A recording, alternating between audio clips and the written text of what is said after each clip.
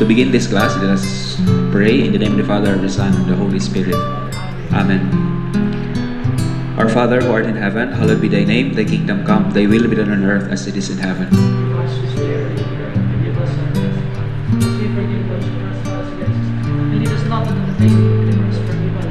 Mary, seat of wisdom. In the name of the Father, the Son, and the Holy Spirit.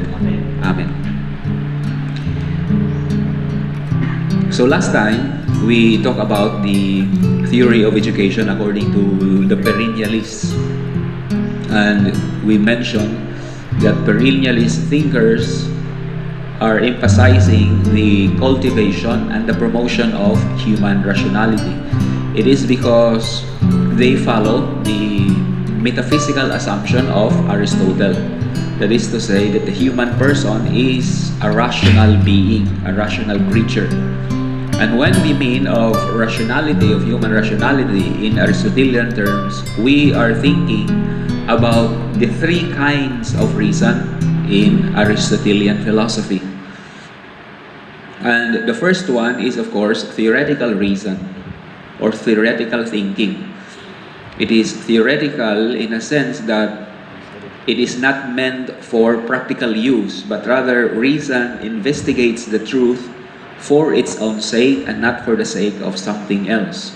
It is not meant for any kind of means, but rather reason is employed in order to investigate the truth for its own sake.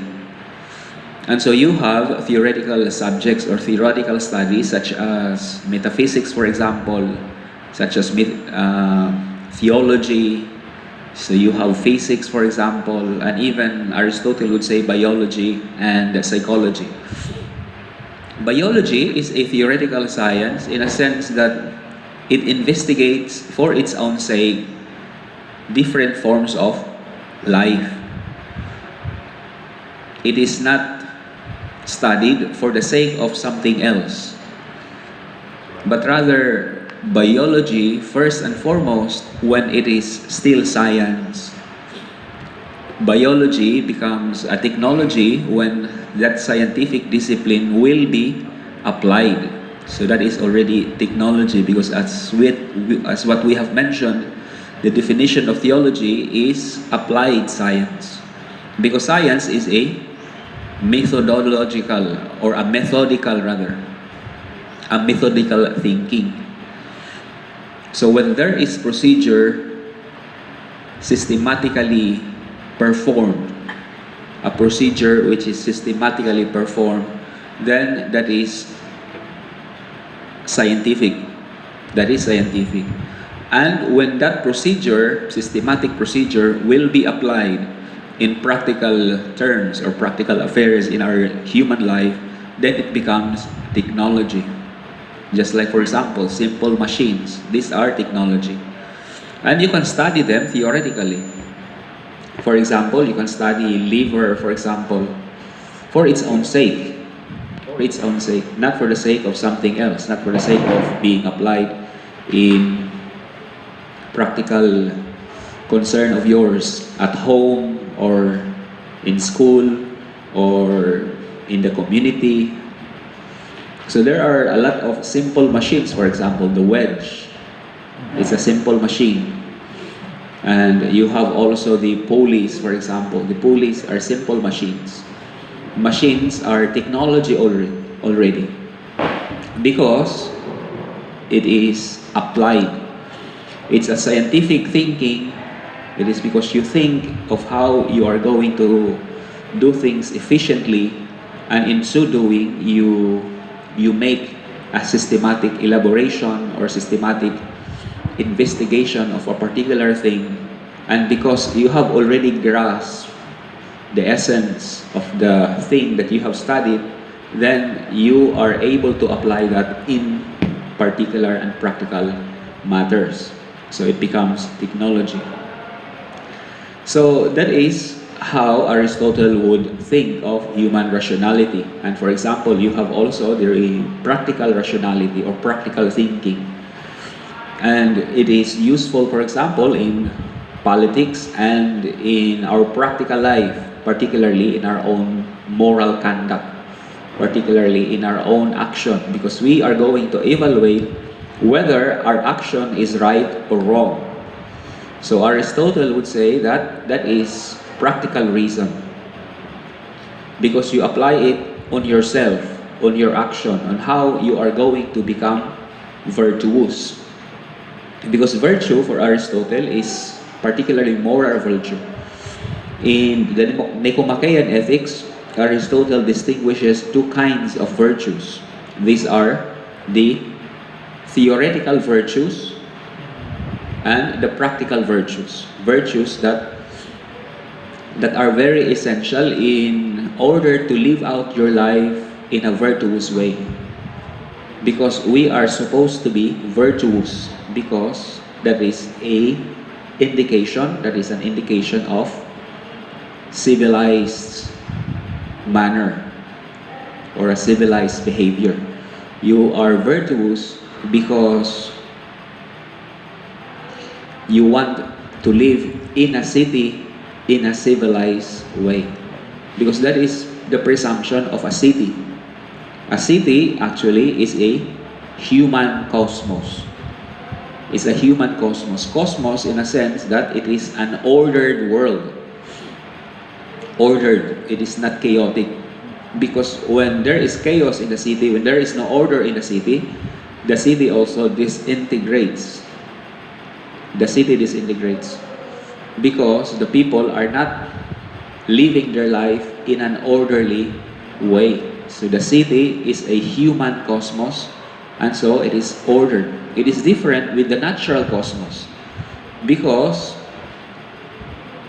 it is not constructed or it is not built by humans. The human cosmos is built by humans, and so it is a city. We call it a city. But the natural cosmos is different because it is not built by us. It is created by the divine creator or the divine artificer. And since in the cosmos there is order and regularity, there is consistency and unchanging laws, because that is the presumption of the Greek that the cosmos is regular. There is regularity and harmony and rhythm in the cosmos because it is being governed or it is being created by divine law. It is the law of the creator which is being imposed into the natural order of things, into creation, and because of it there is regularity and harmony. And Aristotle would say that as much as possible we must be able to pattern our human city in accordance with the divine law which can be discerned in the natural cosmos. So as much as possible, it has to be reasonable. Our city has to be reasonable, because reason allows us to be consistent. Because if you allow your passion to govern your life, you are not inconsistent. You are inconsistent when you are being governed by your emotions, because they are fleeting. At one time you are angry, and the other time you are already okay. But reason is different because there is always regularity, consistency of your behavior, which actually the city should have. And so the laws shall be reasonable so that as much as possible it can be applied in different circumstances. It is applicable in different circumstances. Because reason, although reason cannot anticipate all of the possible scenarios, that the law shall be applied. It's because situations are varying in many degrees, are varying in many circumstances. And because of it, the laws that the legislator sometimes would enact cannot anticipate all the possible events or the possible occurrences. And so it requires a kind of interpretation of the law. And so you need lawyers, because the lawyers would interpret whether this particular kind of law is applicable to that situation, or whether that situation That particular law cannot be applied in a different situation. You need another law in order for the situation to be approached or to be comprehensible. So that is how Aristotle would think, that as much as possible, and actually, of course, that is already the thinking of the Greeks. That is the thinking of the Greeks. And so Aristotle actually is, is coming from the Athenian conviction that the cosmos is governed by the logos. Logos meaning reason.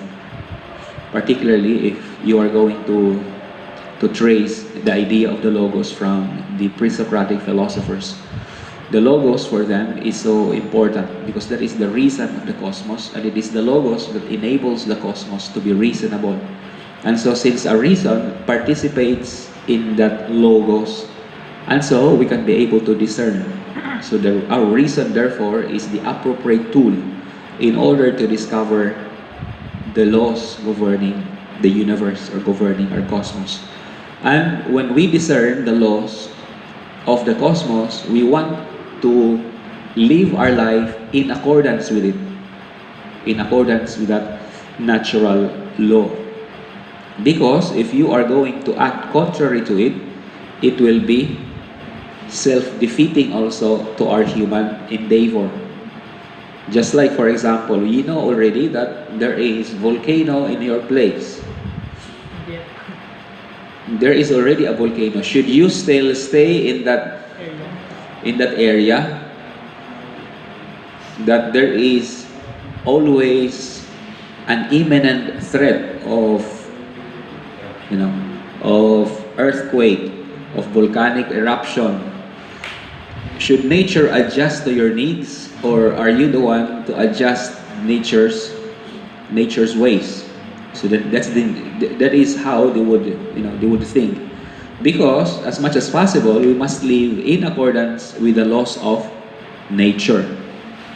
And of course, many contemporary authors would put doubt to it. Is there really a natural law, something like that? Or is there only a law which is actually human-made? It is nothing but mere convention. The laws, there is actually no laws outside the world. The laws actually are just within the mind. It is an invention of the mind, the laws that we can discern. So if that is the case, you are always trapped in the dilemma of idealism and realism. There is always a dilemma. Do we really see laws outside? Can we really discern laws that are truly out there? Or actually the laws that we think natural laws, they are nothing but inventions of our minds. For example, a logical positivist would say that the laws of the mind actually are not the laws of the world. The laws of the world that we think they are outside, they are nothing but the laws of thinking about the world. Just like, for example, this principle of sufficient reason, or the principle of identity. What is, and what is not, is not. And when you are also having the principle of non-contradiction, for example, a being cannot be and not be at the same time, under the same respect, under the same condition. So this is the principle of non-contradiction. And you have also the principle of excluded middle. An excluded middle. Actually, there are five.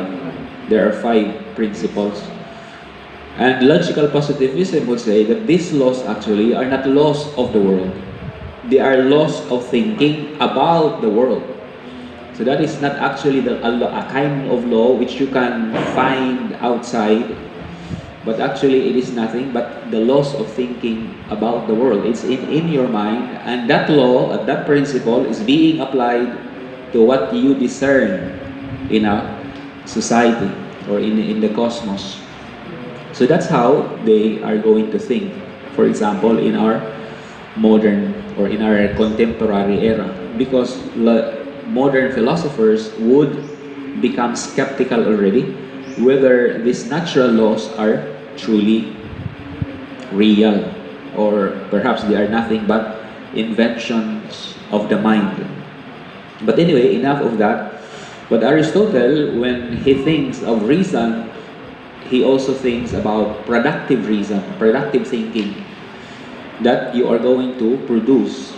And as much as possible, according to Aristotle, that education must be able to facilitate human happiness, which is actually the ultimate goal of education. The ultimate goal of education is human happiness, which he defines as an activity performed in accordance with excellent reason. Excellent reason. So in order for that to manifest, or in order for that to be real, the human person must be able to find his or her aptitude, so that he can be able to exercise his own reason in an excellent way, because that would be his or her happiness. For example, if you are a good craftsman, for example, if you are a good carpenter, if you can be able to make beautiful furniture, that is what you call productive thinking. That is productive reason. And you must be able to discover your aptitude, whether you are good at it, whether you have the inclination of carpentry or making furniture. Because as much as possible, the work, it is because the fruit of your work must be a work of art. Must be a work of art. Because when you say your work as a work of art, then it only means that your practical thinking, or your productive reason, or your productive thinking has been excellent. Has been excellent. And you are happy. You are also happy while you do your work. It is because it gives you self-fulfillment. And at the same time, when you are going to watch the fruit of your work or the fruit of your labor, then you are happier, because you see not just an ordinary work, but rather a work of art. A work of art. So that is what you call the productive thinking. In the same way also, when it comes to practical reason, or to become virtuous, for example. So when we become virtuous, because we perform practical reason in an excellent way, then that also constitutes our own happiness.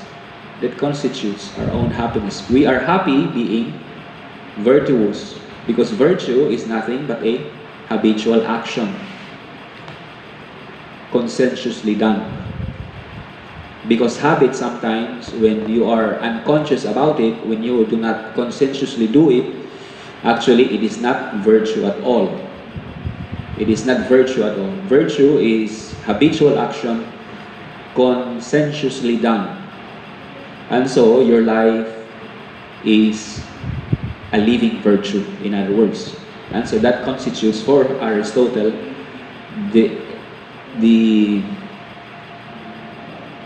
excellence of practical reason, that we can be able to live a virtuous life. In the same way also, when it comes to politics, for example, or when it comes to being a commander in an army, the aim of that is practical purpose, that is to win war.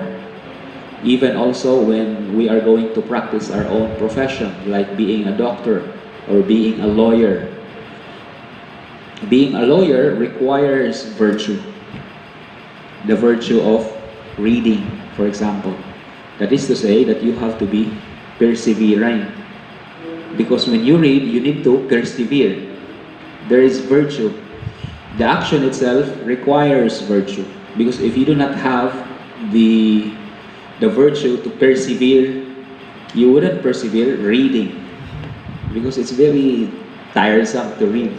If you are going to visit the PAO, the Public Attorney's Office, it's a mountain of reading, it's a mountain of reading, reading dossier.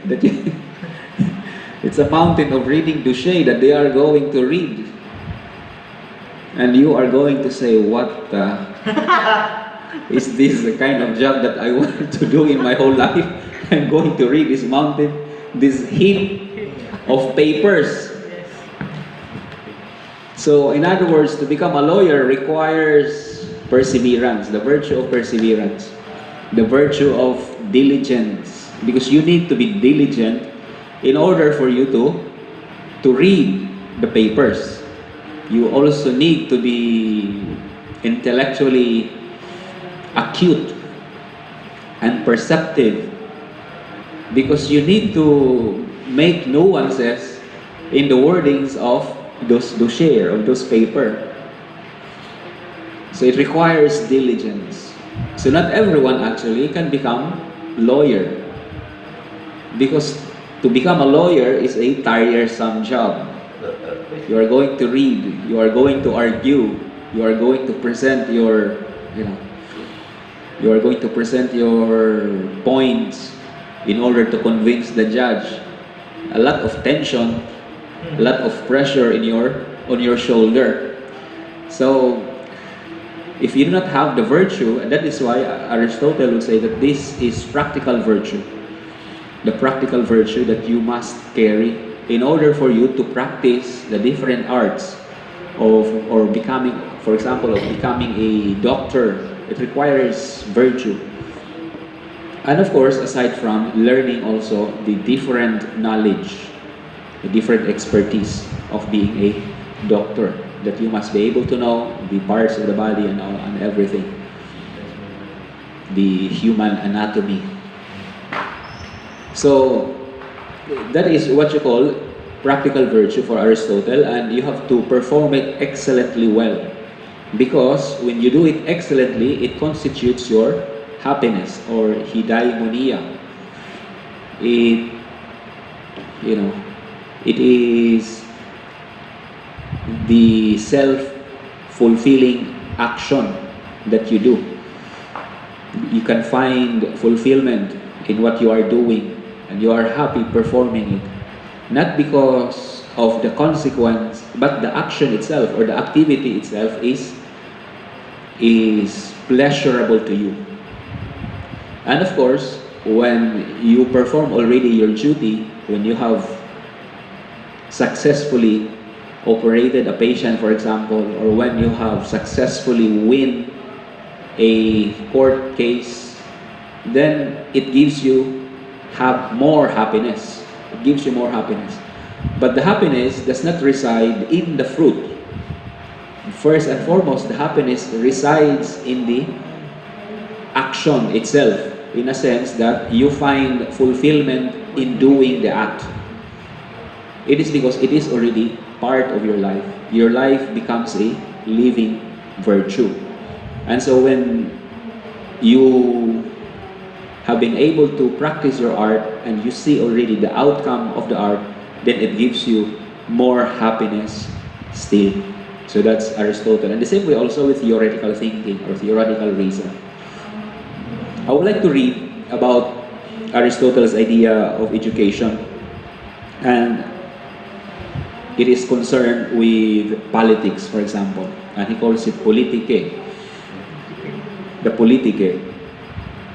And he said, politike, therefore, including ethics and the theory of education, because for Aristotle, theory of education, because he is also in line with the thinking of Plato, that for them, politics, theory of education, and ethics, they are completely intertwined with each other. They cannot be separated.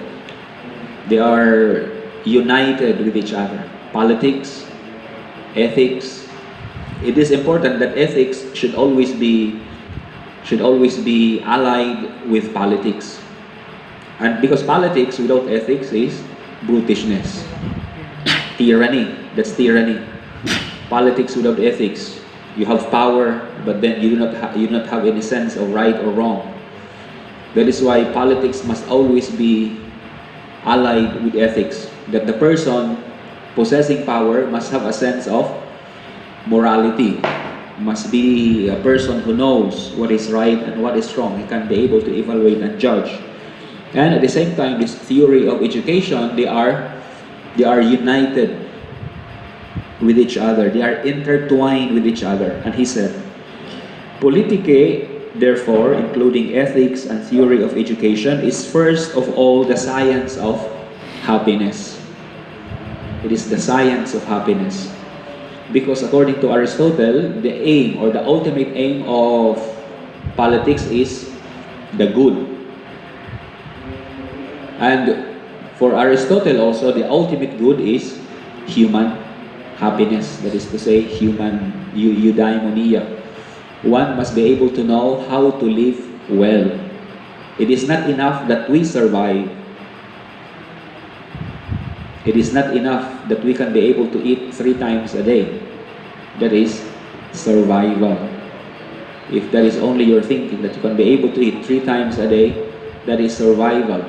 And Aristotle does not like that kind of idea that we only live in order to survive. That we can only eat 3 times a day. Because it is not living well. We don't know how to live well if that is only our preoccupation. It's okay for me, I can eat 3 times a day. But is that all that we can, is that what life is about? That we can be able to eat 3 times a day?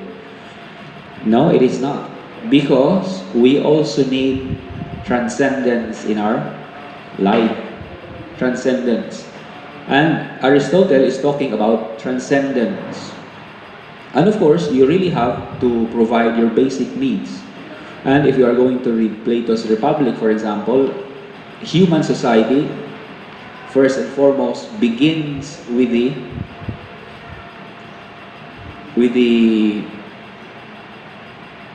basic needs being met, or meeting the basic needs such as food, shelter, clothing. These are the basic needs in Plato's Republic, and everyone must be able to meet these basic needs so that you can climb up the ladder of needs, so that you can be able to transcend. Because if these needs shall not be met, then you will never ever be able to ask questions about meaning of your life. What are the things that makes you happy? Because your concern is for survival after all. In the same way also with Aristotle, it is not enough that we survive. What is much important is that we know how to live well, how to make our life meaningful.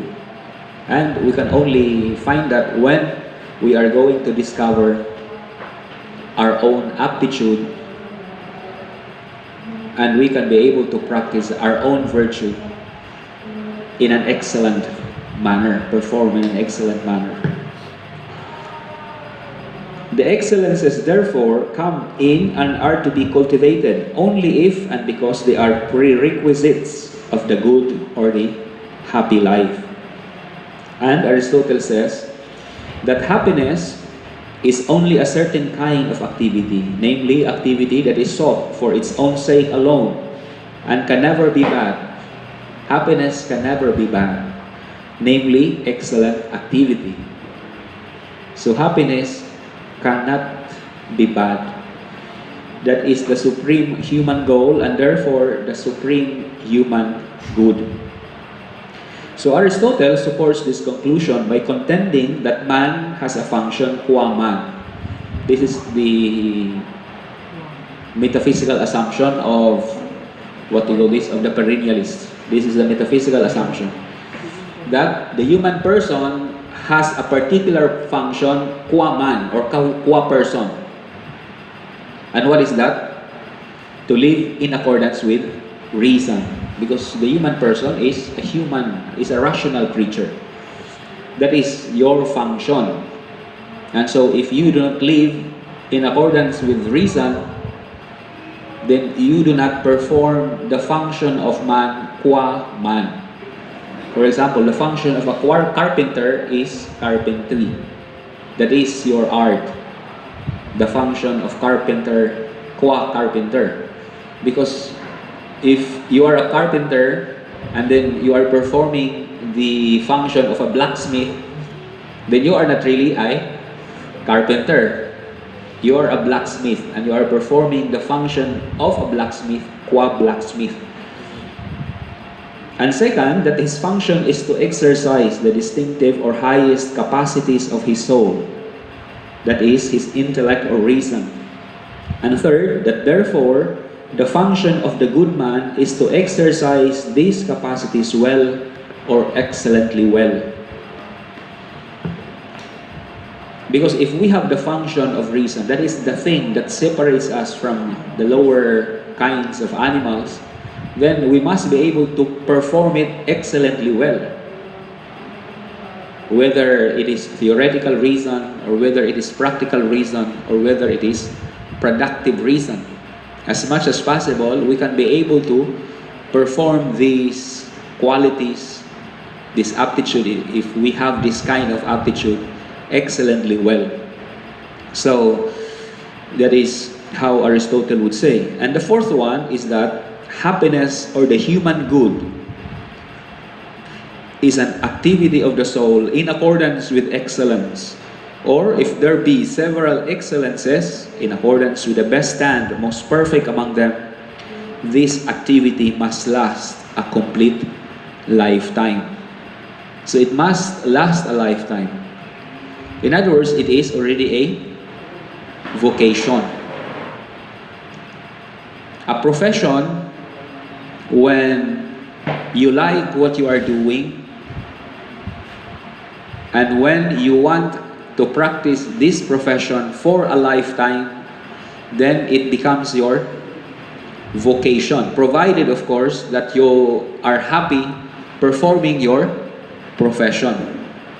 Because some would say, or some people, they are practicing their profession, but they are not happy doing it. They are not happy doing it. And there are a lot of people who are like that. But then they practice their profession for them to survive, for them to have subsistence in their life, so that they can be able to survive in the daily basis. And I think that is the most painful thing to think about.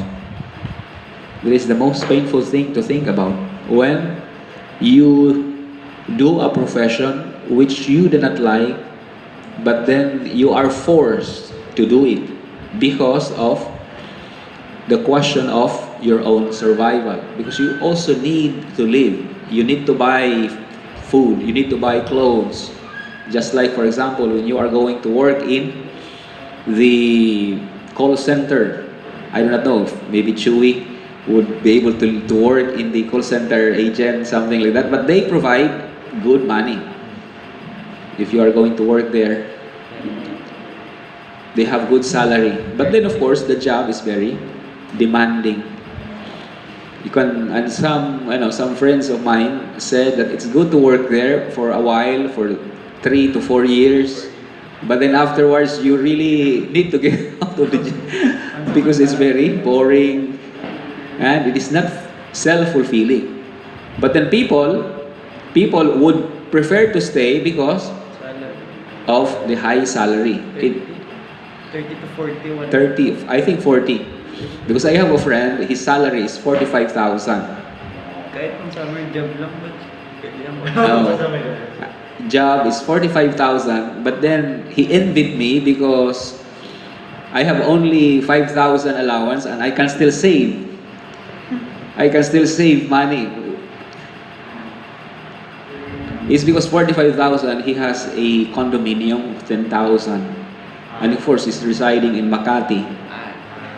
He's residing in Makati, 10,000, and then food is very expensive in Makati. And going to theaters, for example, movies.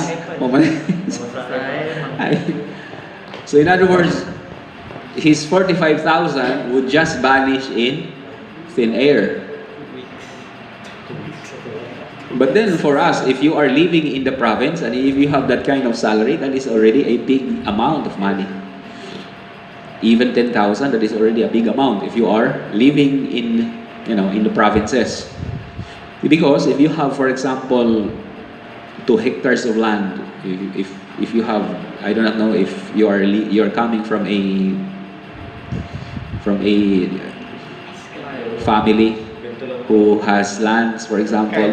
Carl, maybe you have 10 hectares, Carl. So do you have 10 hectares? So if you have, for example, 2 hectares, actually that land also can help you to meet your needs. To meet your needs, provided that you have extra salary. For example, if you have 10,000 per month, and you're still single, of course, and 10,000 is already enough for you, and you are going to cultivate your land, 2 hectares, you plant some corn, and after 4 months or 3 months. So after 4 months, if there will be harvest time, so you can sell already the produce of your land. The produce of your land. So you can have extra income. And then you can also plant bananas. And so after all of your basic needs will be met when you are living in the provinces. And of course, you have a good amount of salary. And then from that, you can begin your life. You can build your own house and everything. That is already something. Provided, of course, that you love to farm. That is to say that you like the soil. But then if you do not like the soil, you better to sell the land and move out to the city. But of course, maybe someday your children will be able to miss the soil. You will be able to miss the beauty of being in a farm. It's good to be in the farm, particularly when you are already old. But when you are young, the city is a good place to live. But when you are already old and you want to have a tranquil life, you prefer to live in the province because you can sleep well. The rhythm of life is very slow. You can take time on your own pacing. But then when you are living in the city, you are always in a hurry. You are always in a hurry.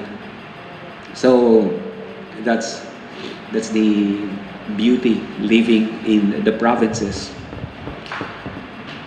So that is how Aristotle would conceive education. And that is his idea of education. And actually that is the idea also which the perennialists would adopt. They would adopt coming from that. Because they would also emphasize that education must be able to cultivate the potentialities of the human person. And what are these potentialities? The potentialities of reason. In Aristotelian language, you have the productive reason, theoretical reason, and practical reason. So the term perennialism comes from the assertion that the important principles of education are changeless and recurrent. So the principles of education, they don't change. Because after all, our human nature doesn't change. So it is always recurrent. So for the perennialists, the educational philosopher's first problem is to examine human nature, and to devise an educational program based on its universal characteristics. So, for the perennialist, the human person has these universal characteristics. And what are these universal characteristics according to them? In which the educational philosopher would examine and would devise a particular curriculum so that this universal characteristic shall be addressed. And in that way, our human potentiality shall be promoted, fostered, and nurtured. Our human potentiality shall be sharpened, or shall be honed, in other words, and everything. So the three universal characteristics of human nature, according to them, is first and foremost, our human intellect enables us to frame alternative propositions and to choose those that fulfill the requirements of our human nature. Because we can frame and choose between alternatives, we are free agents. So in other words, education must be able to provide freedom to the students.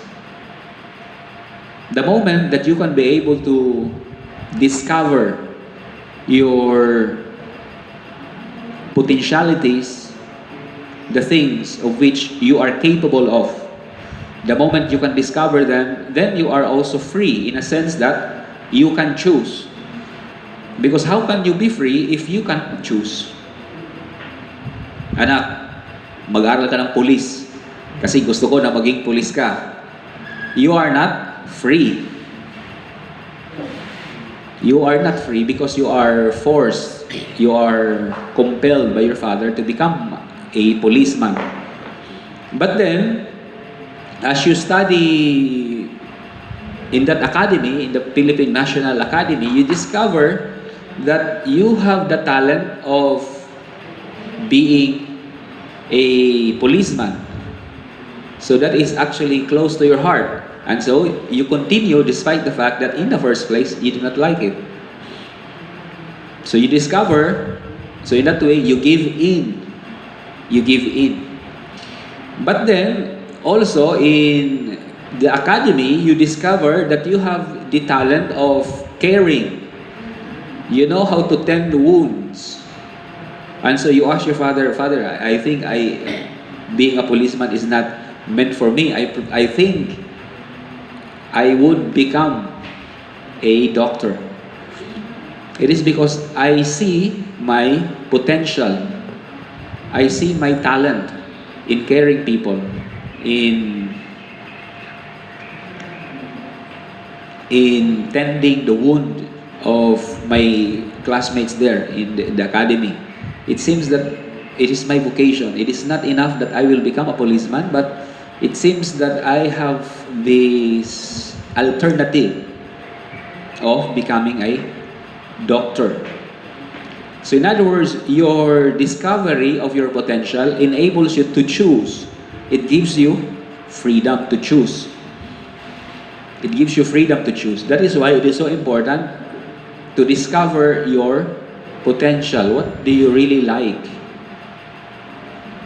What is the thing that is close to your heart? What is the thing that you enjoy doing? What is the thing that you enjoy doing?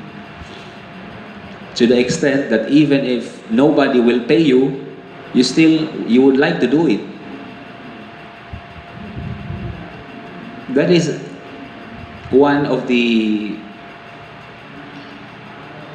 maxims which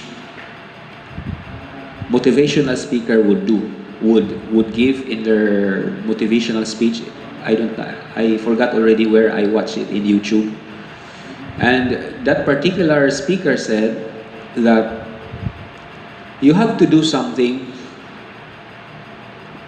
and you have to ask yourself, what do I want to do that even if nobody would pay me, I would still do it.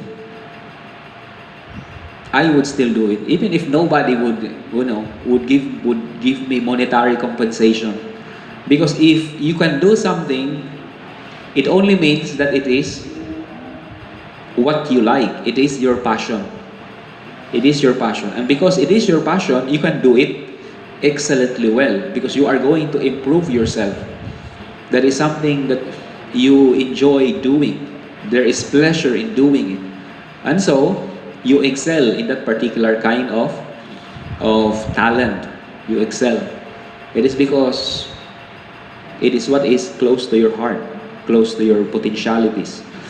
So that is actually what the perennialists would say, that education must be able to provide avenues where a student will be able to find his or her potentialities, so that from these potentialities he can be able to make a free decision in his life or in her life.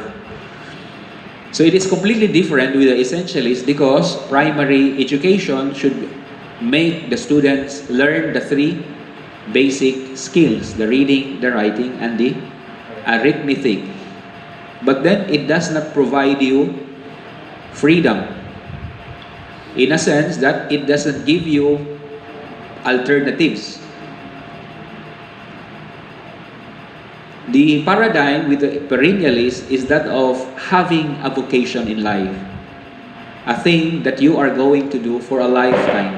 It is because it is, you are happy doing it, the emphasis. But the emphasis of the perennialist is that you are going to become equipped. You are going to become equipped because outside there is war. The idea of the essentialist is that our society is a war zone.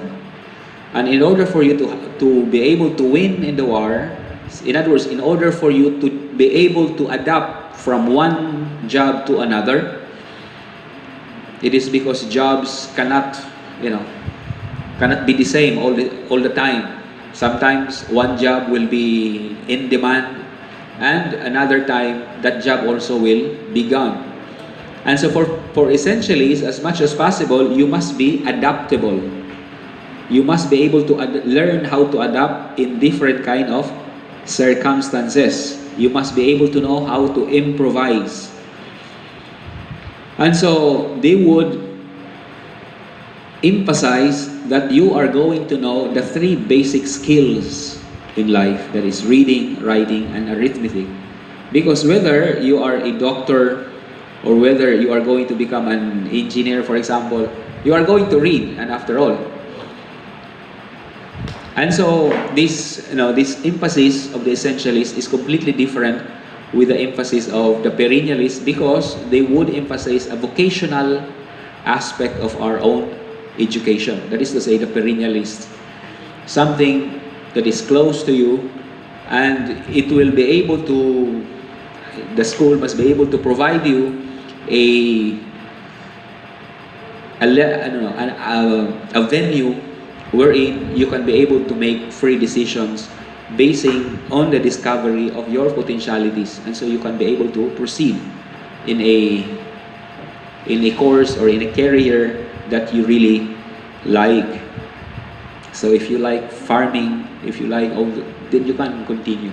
It is because you discover that you are at home with it. So the second one is the basic human values derived from our rationality, which defines us human beings. So that is the values derived from our human rationality. For example, it is something that you have to cultivate. Because for the perennialists, the aim of education is the truth. The aim of education is the truth. And true education must be true. It is not enough that education is sincere. It is not enough that it is lively, that it is fun. For example, many students want their teachers to be funny, that they would give jokes in their class. But for perennialists, no. It is not enough that the school provides fun to children. And so one must be disciplined. It is not that one provides fun, being lively. The educational curriculum must also be true. True in a sense that it is, when it comes to theoretical reason, it is knowledge. A knowledge is something that doesn't change. It is factual, in other words, theoretical reason. But through also, in the productive sense, is when you can produce something as beautiful. That is true.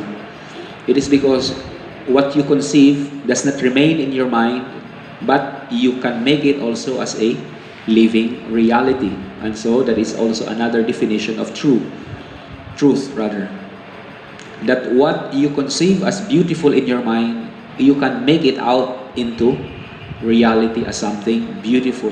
You conceive in your mind a beautiful furniture.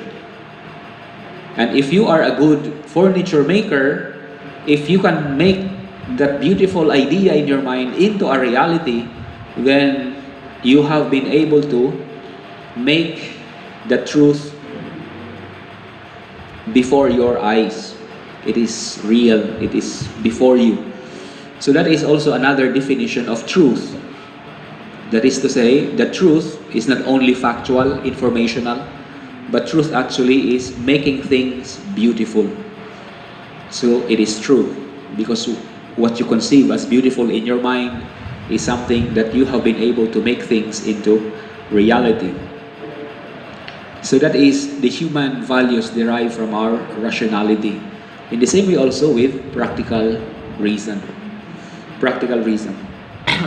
And number three, although cultural particularities exist, humans everywhere have framed ethical principles that govern their individual lives.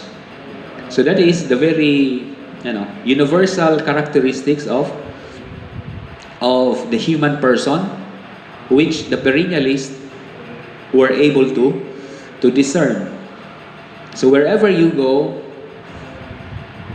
people in different tribes and culture have been able to frame ethical maxims in their life, which implies that the human person is a spiritual person. There is a spiritual dimension in the human person. And so perennialism would emphasize that education also must be able to promote the spiritual dimension of the human person. So religious studies actually must be promoted for perennialism, particularly coming from the religious perennialist thinking as proposed by Jacques Maritain. Jacques Maritain. He's a French philosopher and a neo-Thomist. Jacques Maritain. Not Maritain, but Maritain. Jacques. It's because Father Jerry told to us in one of his homilies. One time he told to us about the story of Jacques Maritain, that he converted into Christianity and he became a philosopher. And it's a good story that he told to us. So before he was not a Christian, but then he was converted. And so Jacques Maritain is considered to be, but then he died already. I think he's a philosopher of the 19th century. I'm not really so certain. Jacques Maritain, a French philosopher. So these are the three universal characteristics of human nature. That there is a spiritual dimension in the human person. So, what is therefore the aim of education according to the perennialists? So number one, because human nature is constant, perennialists assert so are the basic patterns of education. And then second, foremost, education should aim to cultivate rational powers. Basically, the universal aim of education is truth. I mentioned that already. Truth, that's the aim of education. Truth, when it comes to theoretical knowledge, it is informational. That is to say, it is something unchanging. The truth that has endured through time. Truth that has been tested through the ages. So it is something that perennialists would value. And so, in their curriculum, they would like that different literature from the past shall also be included, just like, for example, the Iliad, the Odyssey, the philosophy of Plato. It is because this literature or this corpus of writing, this knowledge have endured through time, or they have passed the test of time. And because they have passed the test of time, they must be included in the curriculum because they are supposed to be considered as something that contains truth in them.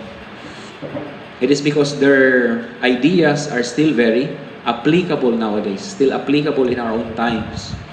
And because of it, perennialists will say that these are the truth that we should, educate, that we should, hand down to the students. And in the same way also, when it comes to productive reason, the truth there is making things beautiful. That you can be able to create something beautiful based on what you conceive in your mind. So that is when they say that the aim of education is the truth. And because that which is true is universal and unchanging, a genuine education should also be universal and constant. The school's curriculum should emphasize the universal and recurrent themes of human life.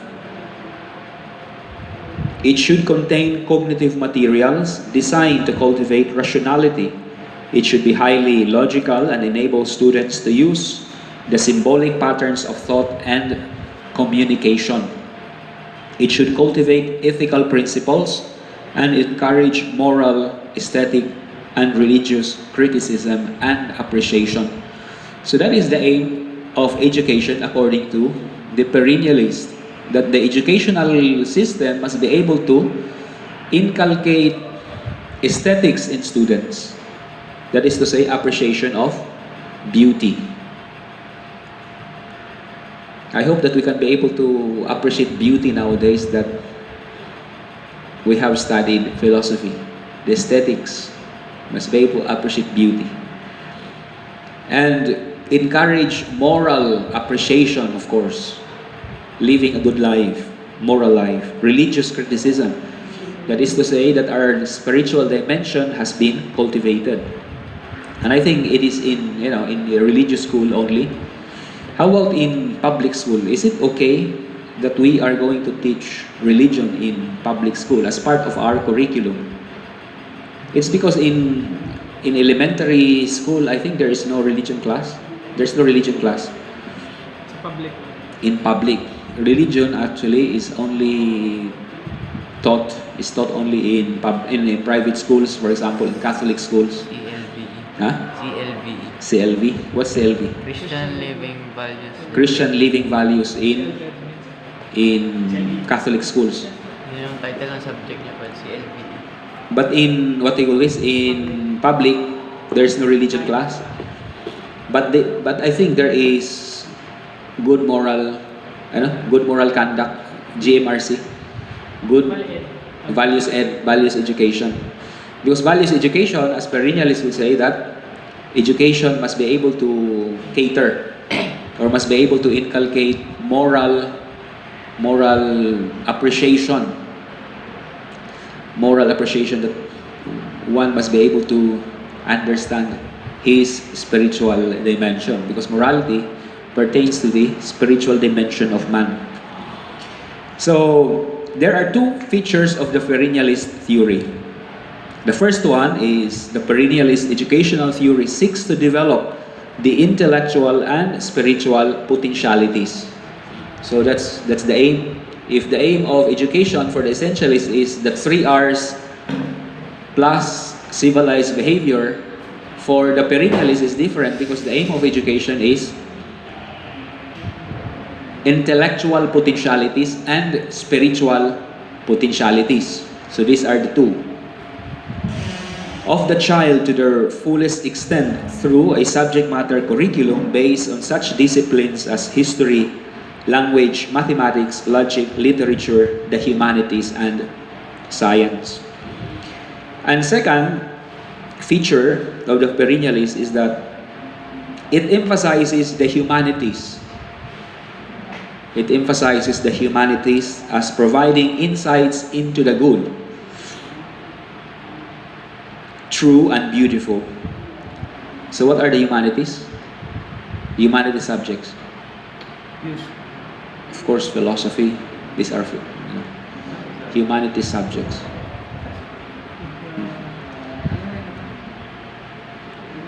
In these works, humankind has captured a glimpse of the eternal truth and values. Such insights found in science, for example, science, not actually science, but actually philosophy of science. Philosophy of science. Because science always has a philosophy.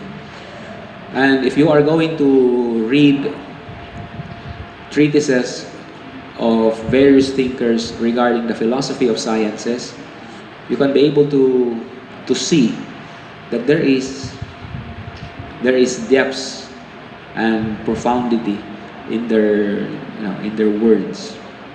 In a sense that you can be able to see what is the real intention of science. What is its aim? Is science meant to destroy our world, or is it meant to improve humanity? It depends. Because many people, they pretend to be scientists, but actually they are just doing a lip service after all. Because science should always meant to improve humanity. So science, philosophy, literature, history, and art persist as they are transmitted from generation to generation. So do you have any art appreciation class? First year. First year? First year, I think it should be around in the third year already. The art appreciation, huh? First year. First year? Second year, aesthetics. Aesthetics. First year, art. It's because it's important that we can be able to appreciate arts, beauty. You have different kinds of theories of art. But anyway, works such as those of Plato, Aristotle, and John Stuart Mill, for example, possess a quality that makes them perennially appealing to people at different times and different places. So other ideas may be popular.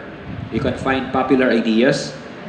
But when they fail to meet the test of time, they shall be discarded.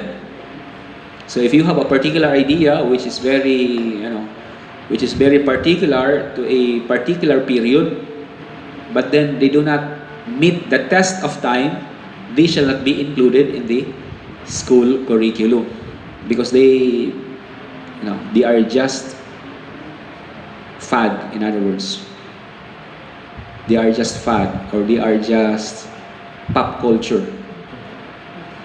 They are just pop culture. So they don't deserve to be treated and to be discussed or to be included in the educational system, because they are nothing but fun. Sooner or later, it will also be gone. For example, peace education. Is it important, or is it for the perennialist? Peace education. Is it a fad, or is it something that would truly meet the test of time? Peace education. Can peace be inculcated? Because if you have already a good moral education, if a particular subject has already been inculcated in the school curriculum about values education, that should be able to teach the individual or the students to be peaceful. So peace education is, I think, is a fad according to perennialists, of course. So there's no need to teach it, or What else? For example, what kind of education, which is something, for example,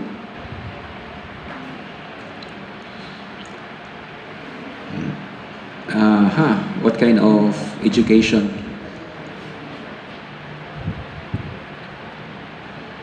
Sexual education, for example. Is it a fad or something that we really have to be included in the school curriculum? Sex education. For perennialists, for a perennialist, is it a fad? Perhaps it is a fad for them because if you have already a good subject on biology, that when you know already the human anatomy, when biology is being taught authoritatively and intensively and comprehensively, of course, to the students, there's no need for sex education because the reproductive system would discuss about the Functions. yes, about the functions of a reproductive organ. So that is actually the role of the teacher in biology, for example. So sex education for the perennialist is a fad. It is not something that has to be included in the curriculum. So